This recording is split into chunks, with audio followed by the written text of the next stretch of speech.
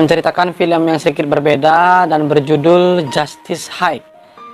Ya, film ini rilis di tahun 2020 dan bergenre action and romance.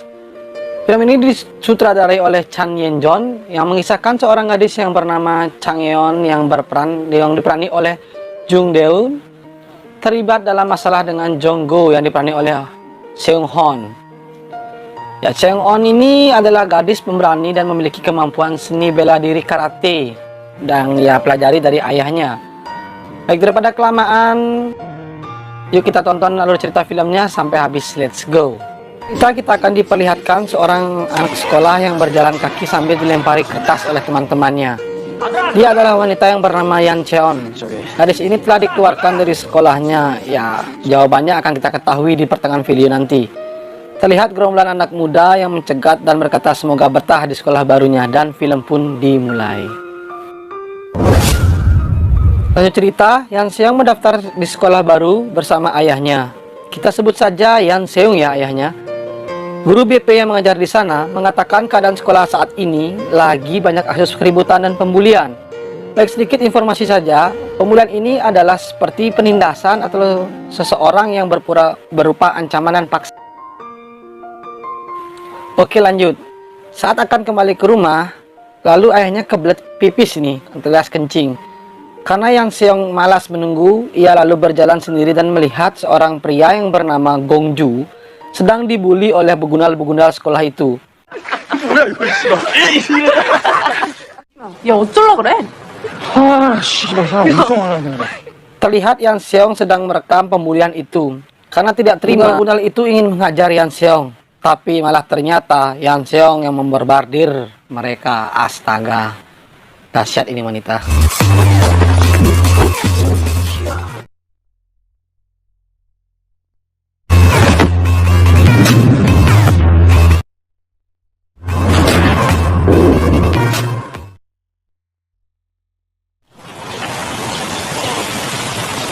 Pada esok harinya, Yan Seong diperkenalkan di sekolah barunya, yang ternyata satu kelas dengan Junggo dan begundal-begundal kemarin. Saat pulang sekolah, Junggo mendekati Yan Seong yang ingin berkata terima kasih dan ingin berteman dengan Yan Seong. Tetapi Yan Seong mengatakan pura-puralah tak mengenal dan jauhilah aku. Skin berpindah ke Junggo yang sudah di rumah. Gongjo ini memiliki warung mie ramen, kalau kita sih sebutnya warung mie ayam. Terlihat ada dua orang pria dewasa yang lagi makan mie dan minum-minum sake di sana. Karena waktu sudah malam, ibu Gongjo menyuruh mereka pulang, tapi terlihat pria itu tidak terima dan tak mau bayar. Karena tidak terima, Gongjo meminta mereka untuk membayar. Bukannya dibayar, malah Gongjo malah diserang. Pada esok harinya di sekolah, Yan Seong kembali dicari oleh katanya sih senior begundal-begundal kemarin. Dia diminta untuk minta maaf karena menolak Yan Seong mau digampar oleh wanita itu.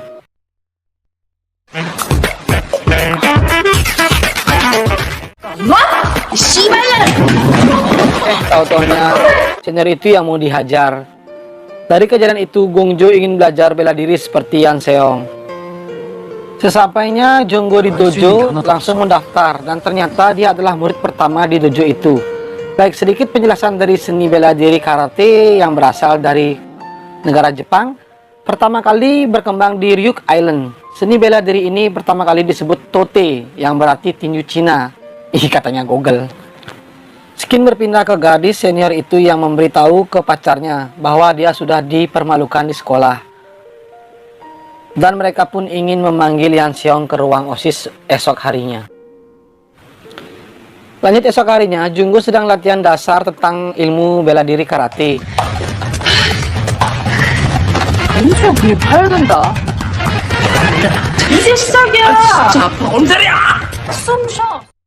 Karena latihan yang cukup keras, Junggo kesakitan saat berjalan.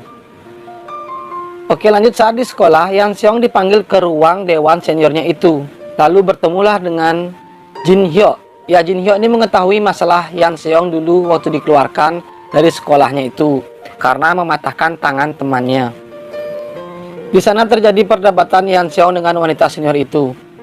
Ternyata inti masalahnya itu karena Junggo yang tidak memberikan contekan kepada dua begundal kemarin. Hye-seong yang mendengar masalah itu memperbolehkan Yan Seong untuk keluar.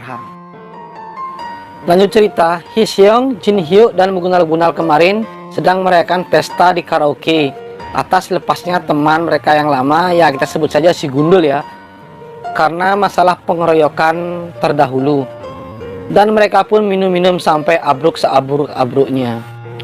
Skin berpindah ke Junggo yang memegang foto keluarganya. Terlihat di sini sang ayah telah meninggalkan Junggo, dan juga Yan Seong yang bermimpi masalah dengan ibunya. Ceritanya tuh Yan Seong itu ditinggalkan oleh ibunya dikarenakan ayah Yan Seong itu menghabiskan banyak uang untuk pembuatan dojo. Pada esok harinya di sekolah, Jin Hyuk didatangi oleh bos besar yang kita sebut saja si Jangkung ya. Dia meminta uang untuk tiket masuk, lalu mengajak Jin Hyuk dan Hye-seong untuk bergabung ke dalam gangster mereka. Dan lalu si Jangkung menemui Hye-seong mengajak untuk bergabung juga gangster mereka, tetapi di sini Hye-seong menolaknya. Di tempat lain, Jin Hyuk memberi tugas ke si Gundul untuk menangkap Junggo karena Junggo selalu menentang mereka. Junggo yang pulang sekolah sendirian dan langsung saja ditoyor kepalanya oleh dua begundal-begundal tadi. Karena sudah belajar karate, saat akan ditempeleng, Junggo mampu menahan pukulan itu. Lalu Junggo menghajar dua begundal itu.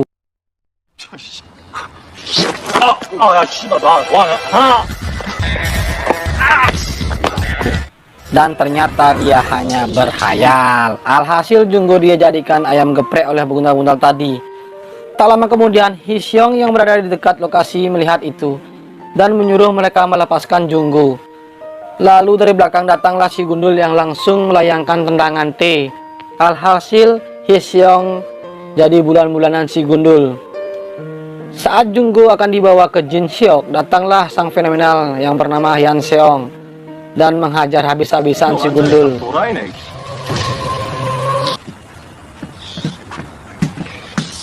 아직 안 끝났다, 이 쌍년아.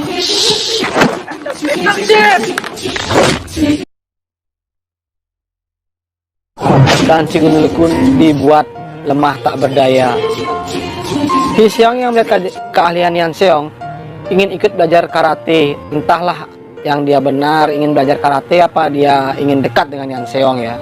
Han Seong tanpa pikir panjang langsung mendaftar jadi murid kedua dari dojo itu. Dan mereka pun berlatih dengan semangat. Terlihat Yan Seong mengajak Han Seong sparring tinju karena Yan Seong tahu Han Seong adalah petinju yang cukup disegani di sekolah. Dan ternyata hanya beberapa pukulan Han Seong sudah teler. Skin berpindah ke Jin Hyuk yang memerintahkan anak buahnya untuk memalak uang ke seluruh murid di sekolah. Tapi ada satu murid yang tidak memberikan uang, lalu mereka menghajarnya di kamar mandi. Tak disangka, Junggo yang datang meminta untuk melepaskan anak itu. Tapi lagi-lagi dan lagi, Junggo dijadikan bulan-bulanan oleh dua begundal-begundal itu. Kasihan Junggo. Saat di dojo, Junggo menceritakan kejadian yang selama ini ia rasakan di sekolah kepada guru karatenya. Dengan semangat, guru karate berjanji akan mendidik Junggo agar bisa lebih cepat seni bela diri karate. Lalu Junggo pun berlatih lebih keras lagi dan semangat. Bagi saya Junggo, semangat.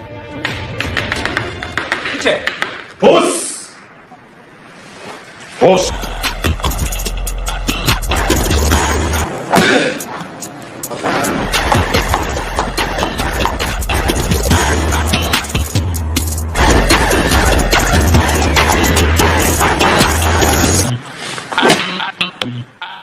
Singkat cerita, guru karate akan pergi sementara waktu, jadi tidak ada latihan untuk beberapa hari ini.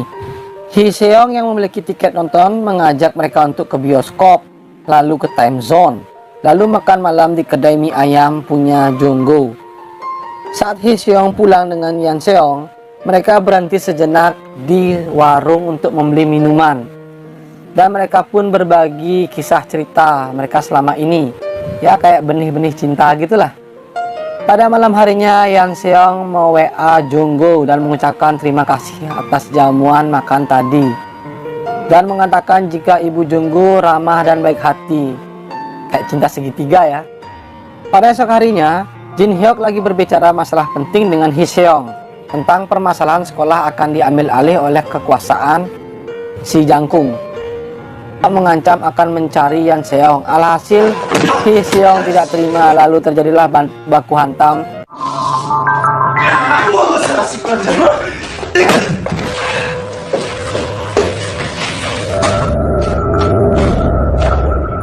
Hye Seong yang terluka lalu pergi ke dojo. Tak disangka Yan Seong mengobati luka dahi dari Hye Seong. Wah, perhatian sekali ya. Lanjut cerita, Jin Hyuk yang tidak terima akan kekalahannya tadi menyuruh wanita senior untuk memberi obat tidur ke Yan Seong dengan cara pura-pura minta maaf lalu memberinya minuman teh. Entah apa ya yang merasuki wanita senior itu, ia menggagalkan rencana itu dengan cara menjatuhkan gelas itu. Wah, itu terus ya. Mendengar hal itu, wah itu lagi, Jin Hyuk langsung masuk dengan si gundul dengan cepat menyergap Yan Seong dan mengikatnya. Junggo yang di kelas mendengar pembicaraan dua begundal-begundal tentang Yan Seong yang akan dihajar. Mendengar hal itu, Junggo langsung melaporkan ke Hye Seong dan langsung mencari Jin Hyuk. Tetapi di perjalanan bertemulah dengan si gundul. Mereka diarahkan ke lapangan basket dan ternyata di sana sudah ditunggu oleh gerombolan begundal dan pertarungan tak bisa dielakkan.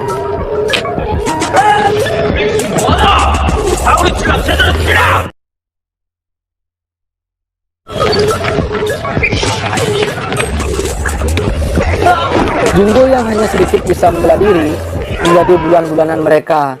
Terlihat di sini Hye Seong yang berusaha, tetapi ternyata Hye Seong dan Junggo mampu mengobrak-ngabrik begundal-begundal dan si gundul pun dibuatnya berpindah ke Jin Hyuk yang menyekap Yan Seong. Lalu datanglah Hye Seong dan Junggo. Jin Hyuk memecahkan asbak lalu mengancam akan membunuh Yan Seong. Ia meminta Hye Seong untuk berlutut, lalu Jin Hyuk dengan leluasa menghajar Hye Seong. Karena Junggo tidak terima, lalu berusaha menghajar Jin Hyuk. Namun apa dikata, naas emang nih Junggo, malah dihajar habis-habisan oleh Jin Hyuk.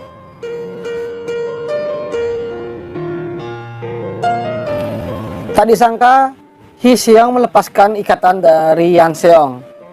Nah, tanpa ampun Yan Seong langsung menghajar Jin Hyuk dengan jurus naga terbangnya. 아버지가 지 그건 너 같은 새끼는 처음 맞아야 된다.